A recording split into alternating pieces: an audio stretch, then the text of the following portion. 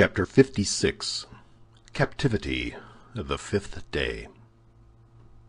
Milady had, however, achieved a half-triumph, and success doubled her forces. It was not difficult to conquer, as she had hitherto done, men prompt to let themselves be seduced, and whom the gallant education of a court led quickly into her net. Milady was handsome enough not to find much resistance on the part of the flesh, and she was sufficiently skillful to prevail over all the obstacles of the mind. But this time she had to contend with an unpolished nature, concentrated and insensible by force of austerity. Religion and its observances had made Felton a man inaccessible to ordinary seductions. There fermented in that sublimated brain plans so vast, projects so tumultuous, that there remained no room for any capricious or material love, that sentiment which is fed by leisure and grows with corruption. Milady had, then, made a breach by her false virtue in the opinion of a man horribly prejudiced against her, and by her beauty in the heart of a man hitherto chaste and pure. In short, she had taken the measure of motives hitherto unknown to herself, through this experiment, made upon the most rebellious subject that nature and religion could submit to her study. Many a time, nevertheless, during the evening, she despaired of fate and of herself. She did not invoke God, we very well know, but she had faith in the genius of evil, that immense sovereignty which reigns in all the details of human life, and by which, as in the Arabian fable, a single pomegranate seed is sufficient to reconstruct a ruined world. Milady, being well prepared for the reception of Felton, was able to erect her batteries for the next day. She knew she had only 2 days left, that when once the order was signed by Buckingham, and Buckingham would sign it the more readily from its bearing a false name, and he could not therefore recognize the woman in question, once this order was signed, we say, the baron would make her embark immediately, and she knew very well that women condemned to exile employ arms much less powerful in their seductions than the pretendedly virtuous woman whose beauty is lighted by the sun of the world, whose style the voice of fashion lauds, and whom a halo of aristocracy gilds with enchanting splendors. To be a woman condemned to a painful and disgraceful punishment is no impediment to beauty, but it is an obstacle to the recovery of power. Like all persons of real genius, Milady knew what suited her nature and her means. Poverty was repugnant to her. Degradation took away 2/3 of her greatness. Milady was only a queen while among queens. The pleasure of satisfied pride was necessary to her domination. To command inferior beings was rather a humiliation than a pleasure for her. She should certainly return from her exile, she did not doubt that a single instant. But how long might this exile last? For an active, ambitious nature like that of Milady, days not spent in climbing are inauspicious days. What word, then, can be found to describe the days which they occupy in descending? To lose a year, 2 years, 3 years, is to talk of an eternity. To return after the death or disgrace of the cardinal, perhaps, to return when D'Artagnan and his friends, happy and triumphant, should have received from the queen the reward they had well acquired by the services they had rendered her, these were devouring ideas that a woman like Milady could not endure. For the rest, the storm which raged within her doubled her strength, and she would have burst the walls of her prison if her body had been able to take for a single instant the proportions of her mind. Then that which spurred her on additionally in the midst of all this was the remembrance of the cardinal. What must the mistrustful, restless, suspicious cardinal think of her silence? The cardinal, not merely her only support, her only prop, her only protector at present, but still further, the principal instrument of her future fortune and vengeance? She knew him. She knew that at her return from a fruitless journey, it would be in vain to tell him of her imprisonment, in vain to enlarge upon the sufferings she had undergone. The cardinal would reply with the sarcastic calmness of the skeptic, strong at once by power and genius, "You should not have allowed yourself to be taken." Then Milady collected all her energies, murmuring in the depths of her soul the name of Felton, the only beam of light that penetrated to her in the hell into which she had fallen. And like a serpent which folds and unfolds its rings to ascertain its strength, she enveloped Felton beforehand in the 1,000 meshes of her inventive imagination. Time, however, passed away. The hours, one after another, seemed to awaken the clock as they passed, and every blow of the brass hammer resounded upon the heart of the prisoner. At 9 o'clock, Lord de Winter made his customary visit, examined the window and the bars, sounded the floor and the walls, looked to the chimney and the doors, without, during this long and minute examination, he or Milady pronouncing a single word. Doubtless both of them understood that the situation had become too serious to lose time in useless words and aimless wrath. "Well," said the baron, on leaving her, "you will not escape tonight."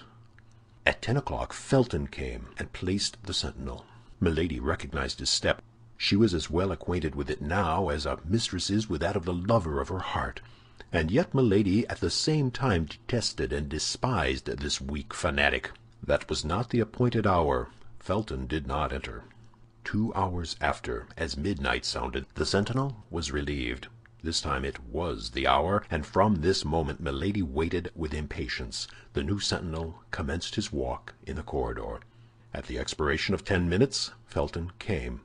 Milady was all attention. "Listen," said the young man to the sentinel. "On no pretense leave the door, for you know that last night my lord punished a soldier for having quit his post for an instant, although I, during his absence, watched in his place." "Yes, I know it," said the soldier.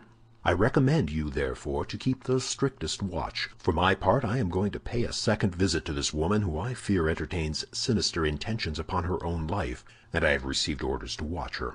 "Good," murmured Milady. "The austere Puritan lies." As to the soldier, he only smiled. "Zounds, Lieutenant," said he, "you are not unlucky in being charged with such commissions, particularly if my lord has authorized you to look into her bed." Felton blushed.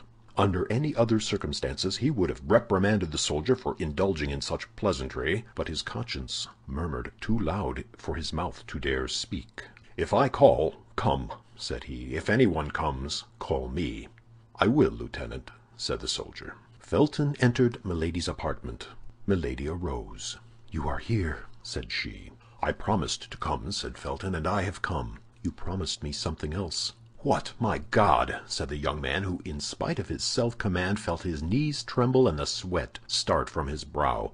"You promised to bring a knife, and to leave it with me after our interview." "Say no more of that, madam," said Felton. "There is no situation, however terrible it may be, which can authorize a creature of God to inflict death upon himself. I have reflected, and I cannot, must not, be guilty of such a sin." "Ah, you have reflected," said the prisoner, sitting down in her armchair with a smile of disdain. "And I also have reflected." "Upon what?" "That I can have nothing to say to a man who does not keep his word." "Oh, my God!" murmured Felton. "You may retire," said Milady. "I will not talk." "Here is the knife," said Felton, drawing from his pocket the weapon which he had brought according to his promise, but which he hesitated to give to his prisoner. "Let me see it," said Milady. "For what purpose?" "Upon my honor, I will instantly return it to you. You shall place it on that table, and you may remain between it and me." Felton offered the weapon to Milady, who examined the temper of it attentively, and who tried the point on the tip of her finger. "Well," said she, returning the knife to the young officer, "this is fine and good steel. You are a faithful friend, Felton." Felton took back the weapon, and laid it upon the table as he had agreed with the prisoner. Milady followed him with her eyes, and made a gesture of satisfaction. "Now," said she, "listen to me." The request was needless. The young officer stood upright before her, awaiting her words as if to devour them. "Felton," said Milady, with a solemnity full of melancholy, "imagine that your sister, the daughter of your father, speaks to you. While yet young, unfortunately handsome, I was dragged into a snare. I resisted. Ambushes and violence multiplied around me, but I resisted. The religion I serve, the God I adore, were blasphemed because I called upon that religion and that God, but I still resisted. Then outrages were heaped upon me. As my soul was not subdued, they wished to defile my body forever. Finally—" Milady stopped, and a bitter smile passed over her lips. "Finally," said Felton, "finally, what did they do?" "At length, one evening, my enemy resolved to paralyze the resistance he could not conquer. One evening he mixed a powerful narcotic with my water. Scarcely had I finished my repast when I felt myself sink by degrees into a strange torpor. Although I was without mistrust, a vague fear seized me, and I tried to struggle against sleepiness. I arose. I wished to run to the window and call for help, but my legs refused their office. It appeared as if the ceiling sank upon my head and crushed me with its weight. I stretched out my arms. I tried to speak. I could only utter inarticulate sounds. An irresistible faintness came over me. I supported myself with a chair, feeling that I was about to fall, but this support was soon insufficient on account of my weak arms. I fell upon one knee, then upon both. I tried to pray, but my tongue was frozen. God doubtless neither heard nor saw me, and I sank upon the floor, a prey to a slumber which resembled death. Of all that passed in that sleep, or the time which glided away while it lasted, I have no remembrance. The only thing I recollect is that I awoke in bed in a round chamber, the furniture of which was sumptuous, and into which light only penetrated by an opening in the ceiling. No door gave entrance to the room. It might be called a magnificent prison. It was a long time before I was able to make out what place I was in, or to take account of the details I describe. My mind appeared to strive in vain to shake off the heavy darkness of the sleep from which I could not rouse myself. I had vague perceptions of space traversed, of the rolling of a carriage, of a horrible dream in which my strength had become exhausted. But all this was so dark and so indistinct in my mind that these events seemed to belong to another life than mine, and yet mixed with mine in fantastic duality. At times the state into which I had fallen appeared so strange that I believed myself dreaming. I arose, trembling. My clothes were near me on a chair. I neither remembered having undressed myself nor going to bed. Then, by degrees, the reality broke upon me, full of chaste terrors. I was no longer in the house where I had dwelt. As well as I could judge by the light of the sun, the day was already 2/3 gone. It was the evening before when I had fallen asleep. My sleep then must have lasted 24 hours. What had taken place during this long sleep? I dressed myself as quickly as possible. My slow and stiff motions all attested that the effects of the narcotic were not yet entirely dissipated. The chamber was evidently furnished for the reception of a woman, and the most finished coquette could not have formed a wish, but on casting her eyes about the apartment she would have found that wish accomplished. Certainly I was not the first captive that had been shut up in this splendid prison. But you may easily comprehend, Felton, that the more superb the prison, the greater was my terror. Yes, it was a prison, for I tried in vain to get out of it. I sounded all the walls in the hopes of discovering a door, but everywhere the walls returned a full and flat sound. I made the tour of the room at least 20 times in search of an outlet of some kind, but there was none. I sank, exhausted with fatigue and terror, into an armchair. Meantime, night came on rapidly, and with night my terrors increased. I did not know but I had better remain where I was seated. It appeared that I was surrounded with unknown dangers into which I was about to fall at every instant. Although I had eaten nothing since the evening before, my fears prevented my feeling hunger. No noise from without by which I could measure the time reached me. I only supposed it must be 7 or 8 o'clock in the evening, for it was in the month of October, and it was quite dark. All at once the noise of a door turning on its hinges made me start. A globe of fire appeared above the glazed opening of the ceiling, casting a strong light into my chamber, and I perceived with terror that a man was standing within a few paces of me. A table, with 2 covers bearing a supper already prepared, stood as if by magic in the middle of the apartment. That man was he who had pursued me during a whole year, who had vowed my dishonor, and who, by the first words that issued from his mouth, gave me to understand that he had accomplished it the preceding night. "Scoundrel!" murmured Felton. "Oh, yes, scoundrel!" cried Milady, seeing the interest which the young officer, whose soul seemed to hang on her lips, took in this strange recital. "Oh, yes, scoundrel! He believed, having triumphed over me in my sleep, that all was completed. He came hoping that I would accept my shame, as my shame was consummated. He came to offer his fortune in exchange for my love. All that the heart of a woman could contain of haughty contempt and disdainful words I poured out upon this man. Doubtless he was accustomed to such reproaches, for he listened to me calm and smiling with his arms crossed over his breast. Then, when he thought I had said all, he advanced toward me. I sprang toward the table. I seized a knife. I placed it to my breast. "Take one step more," said I, "and in addition to my dishonor, you shall have my death to reproach yourself with." There was, no doubt, in my look, my voice, my whole person, that sincerity of gesture, of attitude, of accent, which carries conviction to the most perverse minds. For he paused. "Your death?" said he. "Oh, no, you are too charming a mistress to allow me to consent to lose you thus, after I have had the happiness to possess you only a single time. Adieu, my charmer. I will wait to pay you my next visit, till you are in a better humor." At these words he blew a whistle. The globe of fire which lighted the room reascended and disappeared. I found myself again in complete darkness. The same noise of a door opening and shutting was repeated the instant afterward. The flaming globe descended afresh, and I was completely alone. This moment was frightful. If I had any doubts as to my misfortune, these doubts had vanished in an overwhelming reality. I was in the power of a man whom I not only detested but despised, of a man capable of anything, and who had already given me a fatal proof of what he was able to do. "But who, then, was this man?" asked Felton. I passed the night on a chair, starting at the least noise, for toward midnight the lamp went out, and I was again in darkness. But the night passed away without any fresh attempt on the part of my persecutor. Day came. The table had disappeared, only I had still the knife in my hand. This knife was my only hope.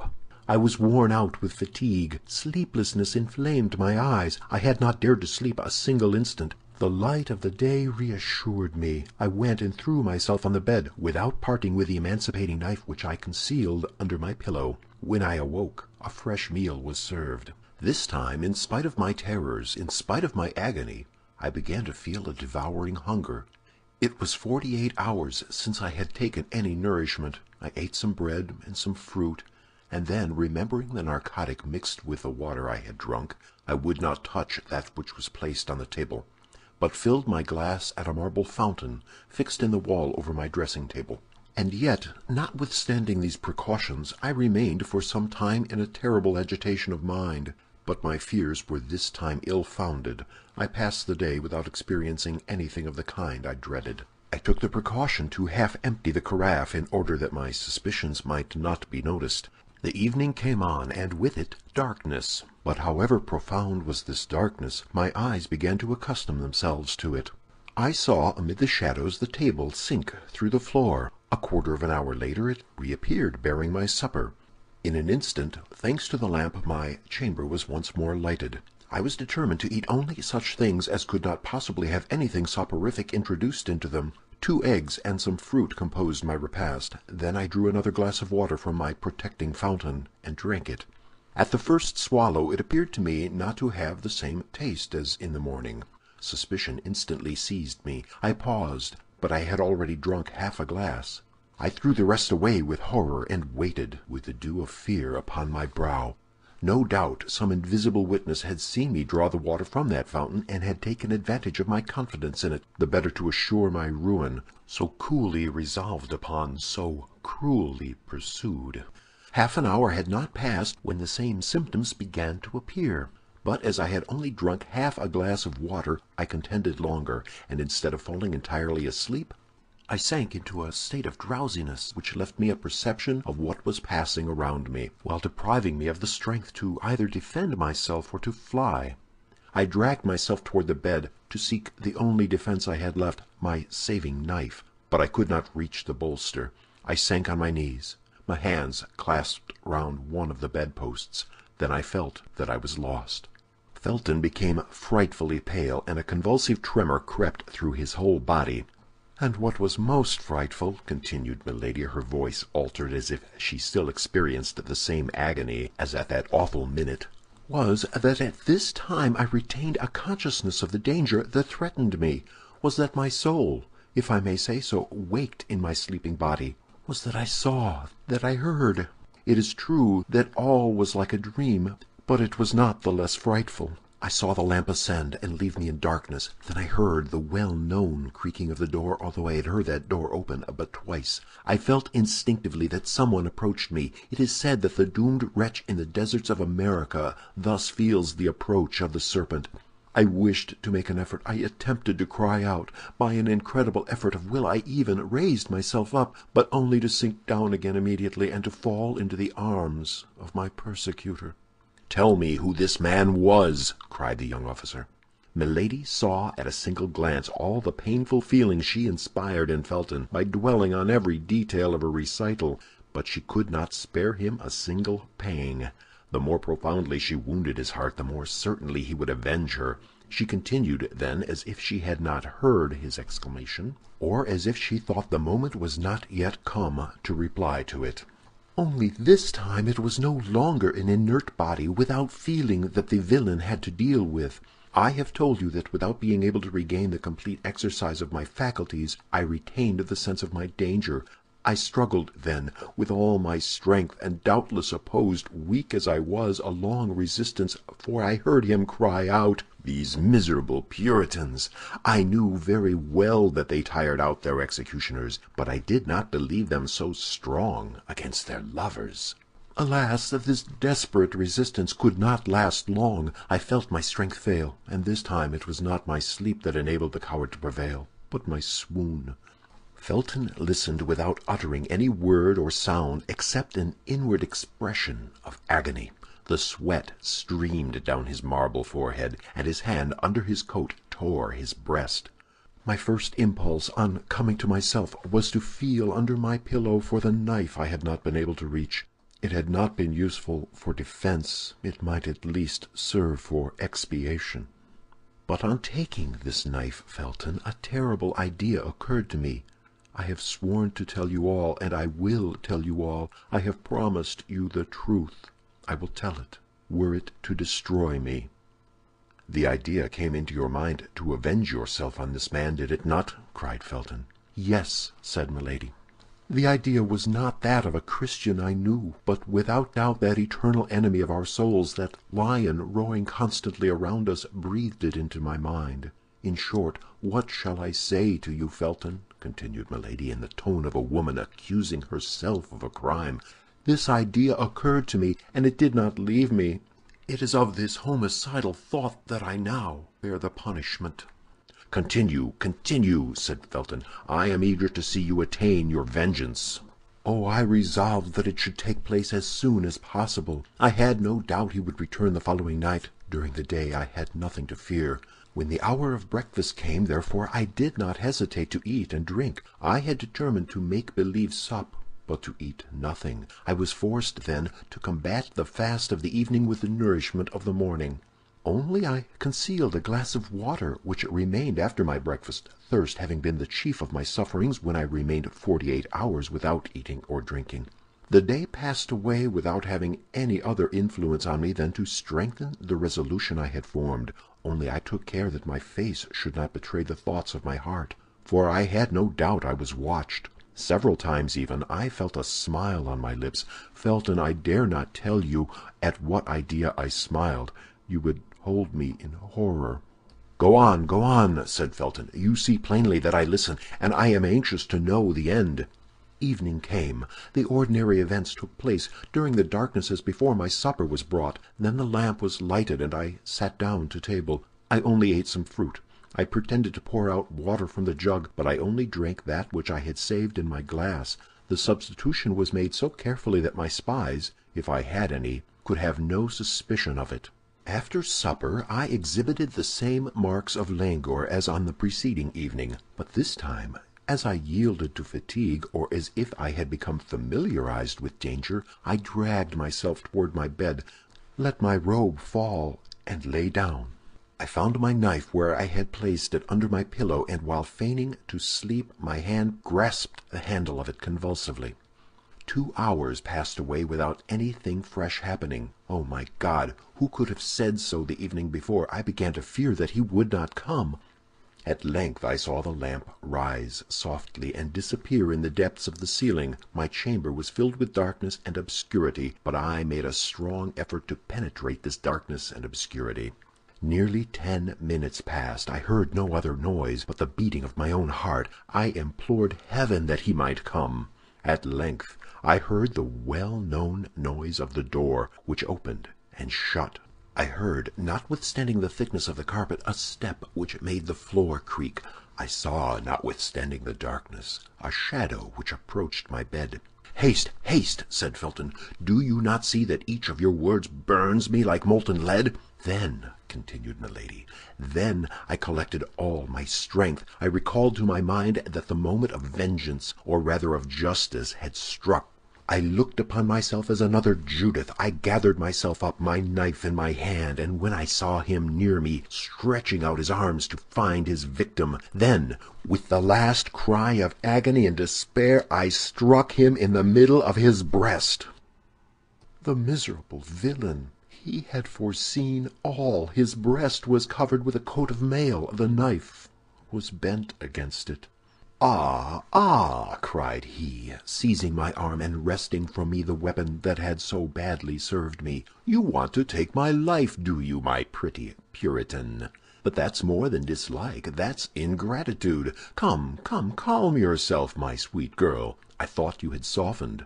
I am not one of those tyrants who detain women by force. You don't love me. With my usual fatuity, I doubted it. Now I am convinced. Tomorrow you shall be free." I had but one wish. That was that he should kill me. "Beware," said I, "for my liberty is your dishonor." "Explain yourself, my pretty Sibyl." "Yes, for as soon as I leave this place I will tell everything. I will proclaim the violence you have used toward me. I will describe my captivity. I will denounce this place of infamy. You are placed on high, my lord, but tremble. Above you there is the king. Above the king there is God." However perfect master he was over himself, my persecutor allowed a movement of anger to escape him. I could not see the expression of his countenance, but I felt the arm tremble upon which my hand was placed. "Then you shall not leave this place," said he. "Very well," cried I. "Then the place of my punishment will be that of my tomb. I will die here, and you will see if a phantom that accuses is not more terrible than a living being that threatens." "You have no weapon left in your power." "There is a weapon which despair has placed within the reach of every creature who has the courage to use it. I will allow myself to die with hunger."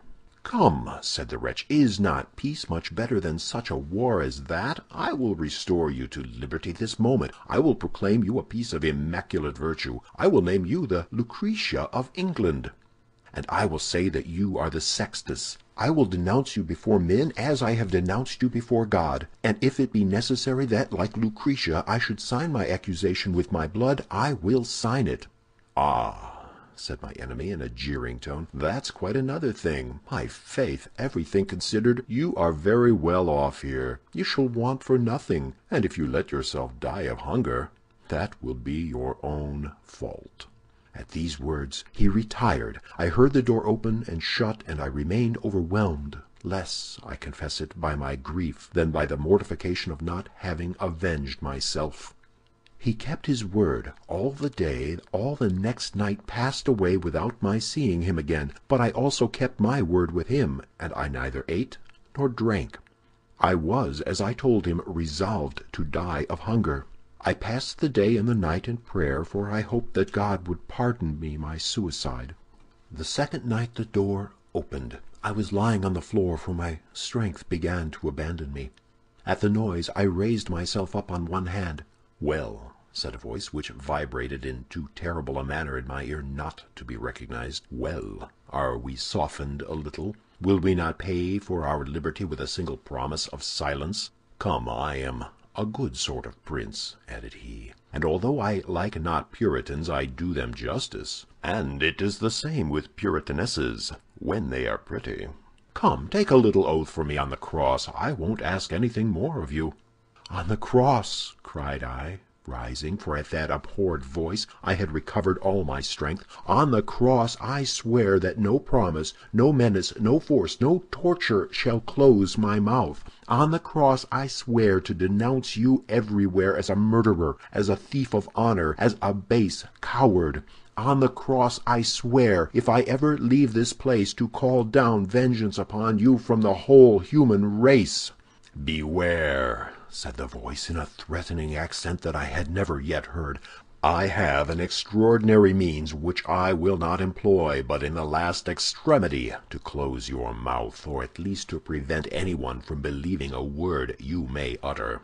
I mustered all my strength to reply to him with a burst of laughter. He saw that it was a merciless war between us, a war to the death. "Listen," said he. "I give you the rest of tonight and all day tomorrow. Reflect. Promise to be silent, and riches, consideration, even honor shall surround you. Threaten to speak, and I will condemn you to infamy." "You?" cried I. "You?"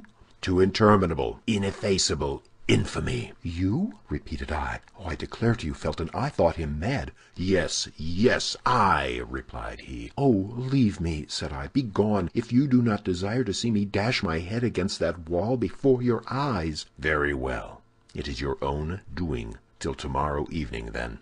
"Till tomorrow evening, then," replied I, allowing myself to fall, and biting the carpet with rage. Felton leaned for support upon a piece of furniture, and Milady saw, with the joy of a demon, that his strength would fail him perhaps before the end of her recital.